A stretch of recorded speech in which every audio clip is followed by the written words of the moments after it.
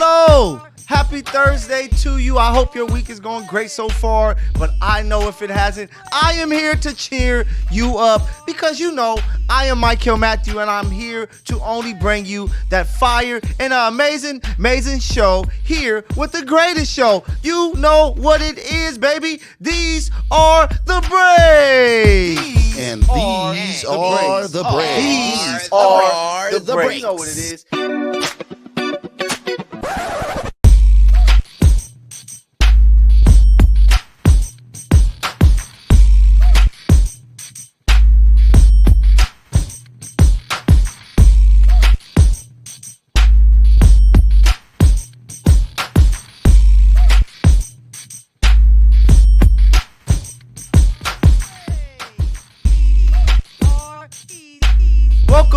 Welcome back. I'm back here on this Thursday morning or Thursday afternoon, excuse me. But you are back here and the NBA is back here, baby. We had a few games go down, some good basketball right off the jump.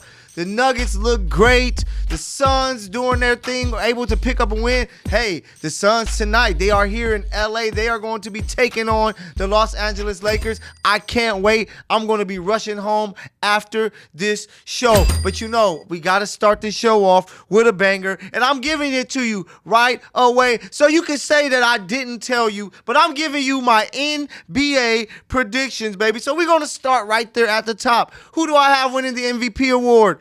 And I think it's finally time. It's no way that they can recycle through the same guys. We see the pattern that's happening here in the NBA. Embiid finally got his MVP trophy last year. I think that it's finally time for Luka Doncic to win the MVP award. He has Kyrie back. They got some talent there in Dallas. Not too many people are talking about them. So if he can ball out, put up his numbers that he usually put up, maybe a little better, they can win some more games and be a team in that top 5 when it comes to the Western Conference. Luka Doncic can be an MVP this year, and I believe he is going to make it happen. Shall I say the white James Harden is going to find a way to score, get assists, and he's going to finally get his coveted MVP award. Now we go to the defensive side of things because you know, defense wins championships.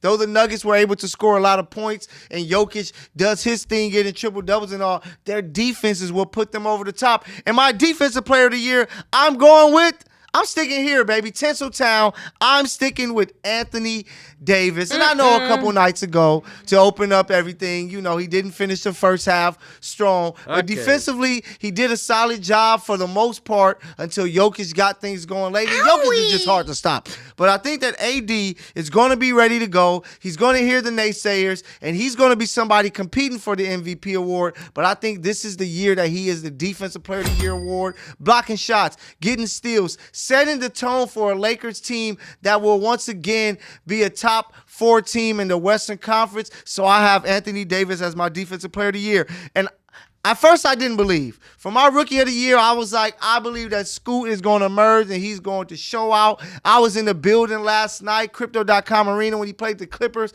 and he looked very solid. But this Wemby guy, seeing him in preseason, you see the first game he played against the Mavericks, who I really like. I believe that Wemby is going to find a way to be the Rookie of the Year because he has a name, even if it's really close. We remember 2003 where Carmelo played just as good as LeBron, got a team into the playoffs, but they still chose LeBron because he's LeBron. I think the same situation happens. Chet Holmgren is going to ball out and look really good. Scoot Henderson is going to look really good, but Wemby has the name and Wemby has the game. That will be your Rookie of the Year. Then to take you to the bench, I'm taking you to Sacktown, the Sacramento Kings, who surprised everyone, who is going to play some great basketball again this year under Mike Brown. And Malik Monk, the former Laker, the former Kentucky Wildcat. He is balling. He is playing good basketball. He did it last year. I expect for him to carry it over off the bench. I expect the Kings to continue to win, and I expect Malik Monk to be that guy to win the Sixth Man of the Year award. My next award, Most Improved Player Award, is going to go to Tyrese Maxey. We see the situation that's going on with James Harden.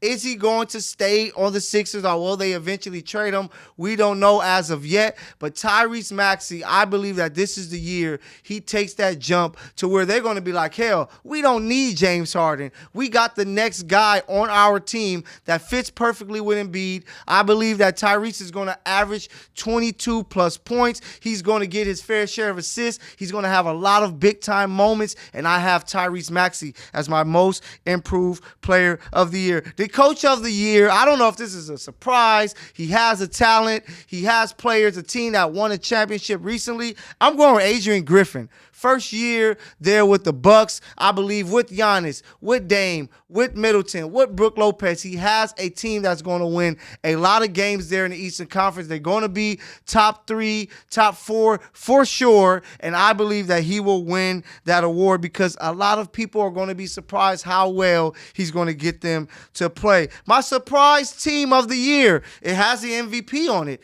Luka Doncic, the Dallas Mavericks. I think they're going to surprise a lot of people. They were able to have a training camp with him and Kyrie Irving. I believe that those guys are going to mesh, find a way to make themselves look like either Kyrie and LeBron or Chris Paul and James Harden, maybe something in between, and they're going to play some great, great basketball, and I believe that they're going to sneak into the top 5 of the Western Conference after not even making the play-in last year. Look out for the Dallas Mavericks, baby. The most disappointing team, I'm going to go with a team that we saw a couple nights ago who took an L at home against the Phoenix Suns, the Golden State Warriors. I love Steph Curry. Klay Thompson isn't the same guy. Chris Paul, I don't know if that fit is going to work. Draymond Green is getting much older, but they just don't have enough size. Defense wins championship. Defense can help you win games, but they don't have enough size for me to trust that they will be a top 5, top 4 team in the Western Conference. I believe that they make a trade at some point in the season because that Chris Paul fit just isn't going to be enough. And will they possibly make a move of Klay Thompson, who is going to be a free agent at the end of the season? It's going to be very interesting, but I'm telling you now, the Warriors are going to be the 4th best team in California. You got the Lakers, you got the Kings, you got the Clippers, then it will be the Warriors, especially if the Clippers can stay healthy. So for all you Warrior fans, I'm sorry to say, this will not be your year. And then just to make my finals prediction, I'm going to go Phoenix Suns versus the Bucks. I think that Devin Booker, along with Kevin Durant, Bradley Beal, and just the pieces that they were able to put together on that team with, Nurkic there, you have Eubanks, and just enough pieces to help them win enough games during the season. But in the playoffs, I believe they're going to be a tough out, and they're going to make it through the gauntlet of the Western Conference. Okay. Then in the East, the Milwaukee Bucks, I believe that Giannis is ready to get him another ring because he is trying to be one of the GOATs. And Dame is finally like, I have a guy that I could trust on. I have a team that I could trust in. It is time for me to show them that Dame time means ring time, and I believe that they're going to make it to the finals. And I got the Milwaukee Bucks winning it all. Dame, Giannis, finding a way to make it happen, bringing a title back to Milwaukee, giving Giannis his 2nd NBA final. So, hey, you guys let me know what you think. Do you agree with me? Do you like my picks? Because I love them, man, but I'm so excited that NBA basketball is back. The Crypto.com arena is going to be going up all season. It's going to be some great highlights, people getting dunked on, players that are going to emerge.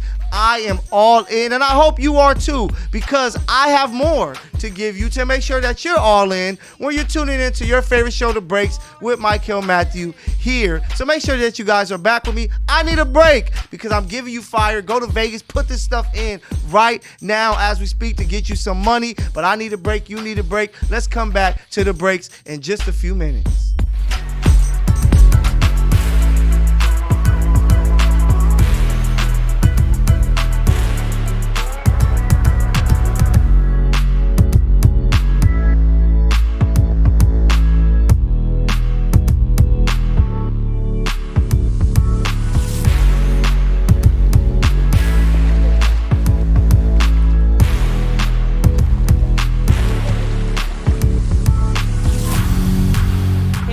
I'm Neko Gumike.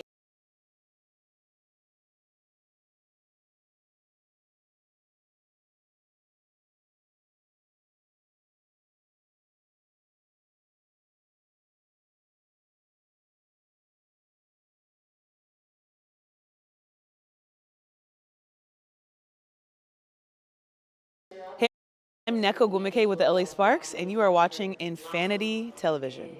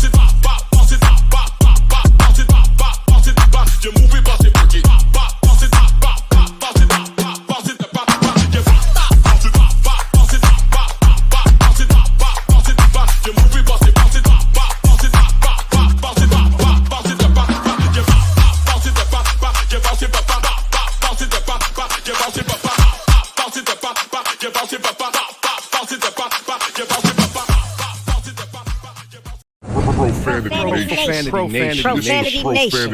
A podcast for the fans, by the fans. Dive deep into the topics the other shows miss. Raw and uncensored. And he's going to play team ball. His legacy is at stake. Rare, hard-hitting interviews with players, coaches, and you, the super fans. I'm not hating. I'm like, okay, cool. Good. 3 championships in 5 years. He's more than good, bro. Profanity Nation. Listen live or subscribe on your favorite podcast platform.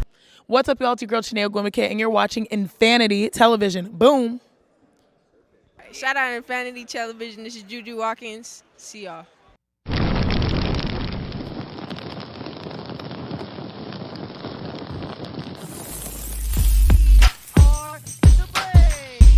Welcome back to your favorite show here, The Breaks. And that's enough of the hoops today. I'm going to have more for you next week and all of the weeks coming up. But you know what time it is, baby. It is Thursday. It is week 8. The first game of week 8 is today. The Buffalo Bills, the Buccaneers. The Buccaneers are in Buffalo tonight. 2 teams that have a chance to win their divisions. Still, the Bucs coming off a tough loss to the Patriots at the end of the game there. So I know they're going to be hungry. I know Baker Mayfield is surprising us because he has the Bucs as competitive as they are. Mike Evans is doing his thing, but I just don't believe that the Bills will let go of this game at home. They nearly lost to the Giants, which they were embarrassed by, and then they were truly embarrassed losing to the Patriots. It's no way in hell Josh Allen and Stephon Diggs are going to allow his Buffalo Bills team to lose tonight. So I'm going to be rolling with Buffalo to take home the first victory of week 8, getting them to 5-3 and trying to, get a step closer to the Dolphins, who are playing some good football. But speaking of playing some good football, I got you covered because you know what time it is. It is time for Michael's top 5 teams going into week 8, baby. We're going to start at number 5. I got the Jacksonville Jaguars. Okay. I was close to making it a tie because the Niners are the Niners. And, they're coming off of a tough loss, 2 straight defeats. But, damn it, I don't do ties. The NFL shouldn't do ties neither. So I'm going with the Jacksonville Jaguars, who have won 4 straight games. They are playing some good football. They got a great matchup going against the Steelers this week in Pittsburgh. I can't wait to watch it. At the beginning of the season, I said that they're going to win the AFC South. And I believe that they're going to be one of the better teams at the end of the year. And they're starting to show it. They're starting to figure it out. Trevor Lawrence is doing his thing. The defense is getting its stops. Let's see if they can pick up this big victory. And I know, bang, bang, Niner gang, you're going to be upset and mad. But you guys are dealing with injuries. Brock Purdy may be out this week because of a concussion. Debo is out. And you're coming off off of a Monday night loss to a team that didn't even have their best offensive player in Jettas with the Minnesota Vikings. So I don't want to hear it. You're not top 5 this week. So number 5, Jacksonville. Number 4, the Dolphins. Their only 2 L's are to Buffalo, who's a very solid team, and then the Eagles, who's playing some really good football, who was able to smack them up in last week's Breaks game of the week. But the Dolphins, they're a team that can light you up. They can put up a bunch of points. They're still 5-2. They got the Patriots coming in. Jalen Ramsey is getting closer and closer to coming back. Tyreek Hill, Jalen Waddle, those guys are still on the roster. They're going to find a way to make it happen, and I believe that they pick up a victory at home against New England. So that's number 4. Number 3, those Baltimore Ravens. Like, the Ravens are playing some great football.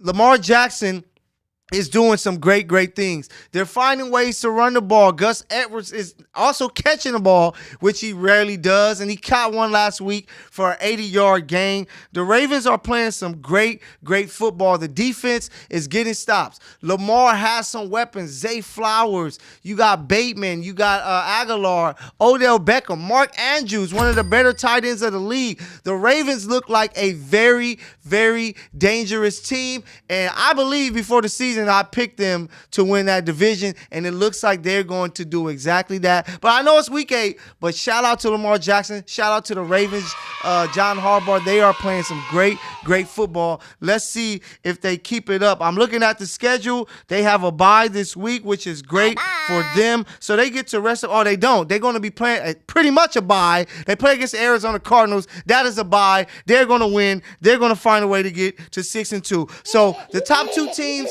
is looking just like the end of last year. Number 2, the Eagles. The Eagles coming off of a big victory, defeating the Dolphins there on Sunday night. They looked really good. It's crazy that they're turning the ball over a little more than they did last year, but they're still finding a way with A.J. Brown, with Devonta Smith, with all of the talent they have there on the offense. And we already know that defense is crazy. They were able to throttle the Dolphins and kind of slow them down, and I expect them to do the same. I love Eric Bieniemy over there, offensive coordinator for the Washington Commanders, and Ron Rivera, the coach, but they don't have enough. The Eagles are coming in looking to go 7-1, and I believe that they will do so. That's my number 2 team. And number 1, you know I'm at, because I should have put them as number 1 last week. I don't know what I thought about picking the Lions, who was destroyed by the Ravens 35-8. A great victory for the Ravens doing their thing, but the Lions let me down. That's why they're all the way out the top 5. And number 1 is a team that belongs to be at the top. It's the Kansas City Chiefs,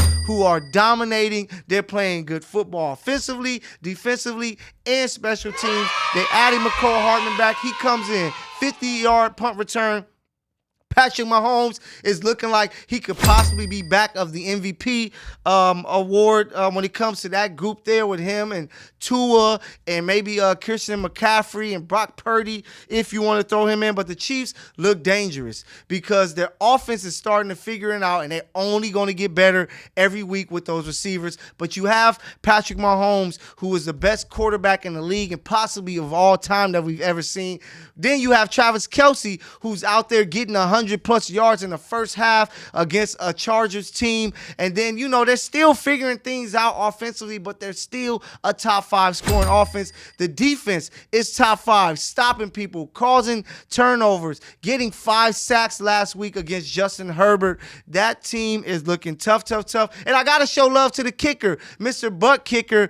Harrison Butker has not missed a kick. He's made all of his extra points. He made all of his field goals tried. The Chiefs look like they have no flaws, and it's going to be tough to dethrone them from the top of the AFC. And this week, they're playing against a division foe. Once again, a team that they beat 19-8 a couple Thursdays ago, the Denver Broncos. And I'm looking for the Chiefs to make it 17 straight over the Denver Broncos, putting them to 7-1, giving them a 7-game winning streak. So I'm excited. Football, another week for the NFL is here. I am ready for it. I hope you're ready for it. Hey, these are the top 5 teams. You tell me I'm wrong, and I guarantee that you will find out that you're wrong. I know what I'm talking about. I got you here covered every week for all your NFL takes. Michael Matthew here with the breaks. I got more for you after the break.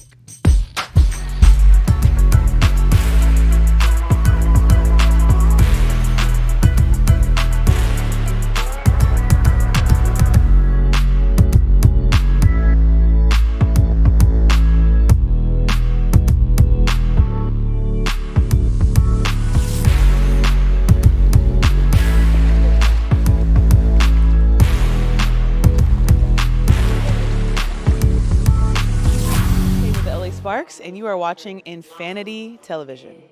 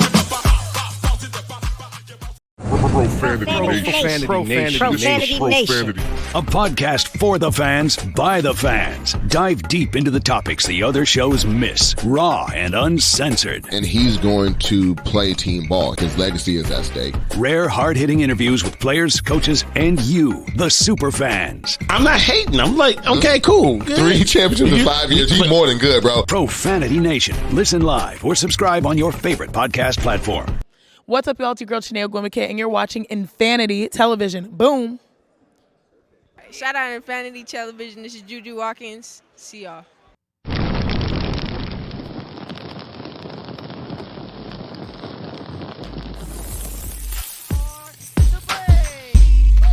Welcome back, guys.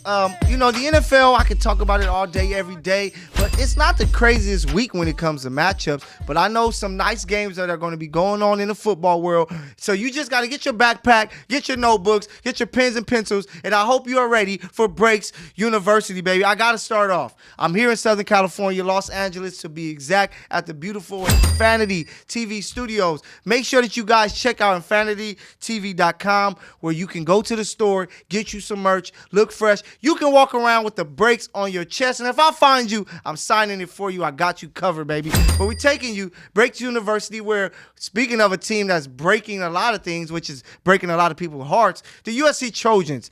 They lost to Utah last week at home at the Coliseum. I know, I was there firsthand, and it was not great. And it all starts with that defense. I don't even want to say the defensive coordinator's name, because he should just be known as the Grinch who stole the playoffs from the USC Trojans. Everybody said it all off season long. Lincoln Riley, you need a new defensive coordinator. But he trusted this guy, and the Grinch let him down. That defense is trash, terrible.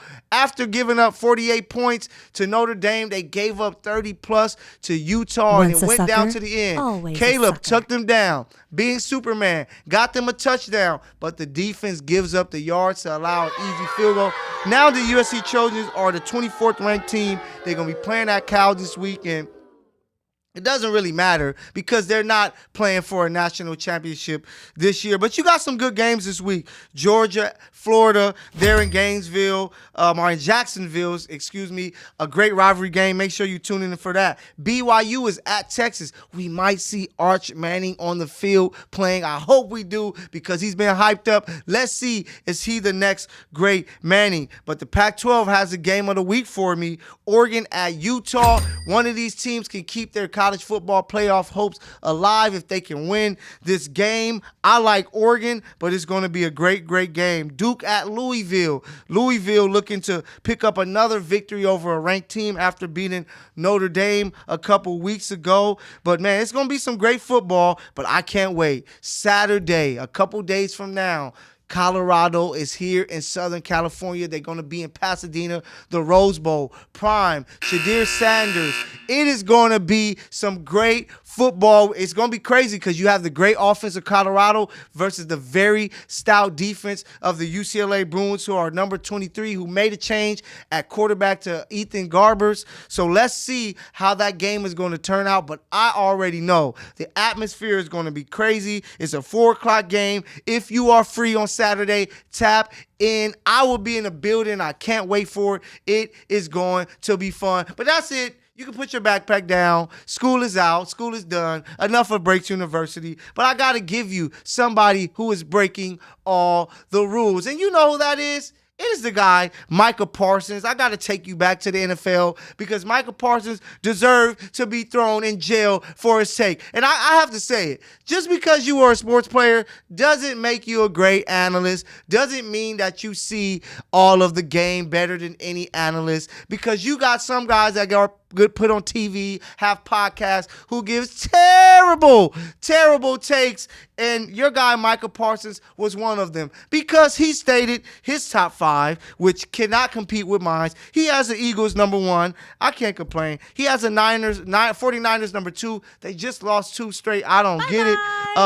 The Miami Dolphins just smacked up by the Eagles at number 3. Defeated. Number 4, the Baltimore Ravens. I like it. Number 5, the Cleveland Browns. They're going to be starting P.J. Walker another week. Deshaun Watson's shoulder, I don't know what's going on with it. Yes, they have a great defense, but that defense just gave up 38 points and nearly lost to the Indianapolis Colts. There's no way in hell that you don't have the Kansas City Chiefs in your top 5 teams. And he was talking about on his podcast the Chiefs don't have the talent that other teams have, that teams will end up better than them. This team is not too different from the team that won the Super Bowl last year. They still have 15. They still have 87 at tight end. And Andy Reid is the guy leading the offense and leading his team. Spags is leading his defense. Dave Tobe is leading the special teams. Coaching matters, everybody. Don't let people fool you. In every sport, coaching matters. We see what we're talking about with the Dodgers, that they're not doing stuff right, and they're not playing in the World Series. Coaching matters, and this guy, Michael Parsons, is crazy not thinking that the Chiefs, with that coaching staff and that team, talent, they have talent on every level. The only position that you can say anything about is maybe the wide receiver position, but they find a way to make it happen, especially when the greatest tight end possibly ever is lined up out there with you. So I don't want to hear you, Michael Parsons. You are wrong. Terrible top 5. It's nowhere near mine. I hope that you hear this because I would love to have a top 5 duel weekend after weekend, me and you. I guarantee I will win. So I have to move along because that kind of got me fired up. But we know that the World Series will be starting. I can't wait for that. We're going to see some teams that no one expected. Tomorrow, we're going to have the Rangers, the Diamondbacks, and, you know, baseball is all about getting hot, and these teams got hot at the right time. I know for MLB, it's not the biggest names, not the biggest teams. It's not the Yankees, Red Sox playing. It's not the Dodgers or Mets or anybody like that. Hell, it's not the Astros who just lost in Game 7. The Phillies, who I expected to make a run. I told you a couple weeks ago they were the hot team, but it just shows you that it's very unpredictable when it comes to the baseball. You can win 100 games and not even make it out of the NLDS, ALDS, but I'm going to be tuning in. It's going to be some solid and great baseball to check out. So let's see who is going to be the champion at the end of this year. So the World Series is going up. And this right now is the greatest time for sports. You got the NBA season starting up. So that's great. The NFL season is in week 8. It's full go. You have hockey that's being played. And the World Series is being played as well. October is always the greatest time for sports fans because you have everything that you want and need, and I am enjoying it all. But it's that time, my favorite time of the show, where I can take you a little away from sports and, you know, we can talk about some things that's on my mind as you break out with yours truly, Michael, baby. So, you know, I got to talk Loki. Okay. Loki Season 2. Episode 4 is going up tonight. I don't know when I'm going to watch it because I got to go home and watch some hoop, but I'm going to watch it somehow, some way, because the show has been flat out remarkable. Last week's episode, we saw Victor Timely, Jonathan Majors doing his thing. Such a great actor. I can't wait to see more of him on the big screen, so I know that this episode 4 is going to be great. Let me know, Loki fans, Disney Plus fans, what are you thinking about the show? Are you loving it as much as I am? Are you hating on it? It will be good for you to let me know down below in the comments. Speaking of Disney Plus, they continue to win. the Goosebumps. They have a series that's going on. I didn't even know. They have a series. I was able to catch up. I tapped in. I was able to watch some episodes, and it is a good show so far. I am a fan of it. I like where it's going. It's every Friday, so the latest episode comes out tomorrow. For all you fans, if you like nostalgia, this is the show to be watching. They do a very great job. Every episode involves the same characters, but it's a different type of story, just like the Goosebumps back in the day when I was a kid. So make sure that you guys are tuning into that because it is great. I love it. But we got a conversation that is back. 500K or meet Jay-Z. And Jay-Z even came out and said, you don't need to come meet with me. I gave you all the game of my albums. And he's totally right.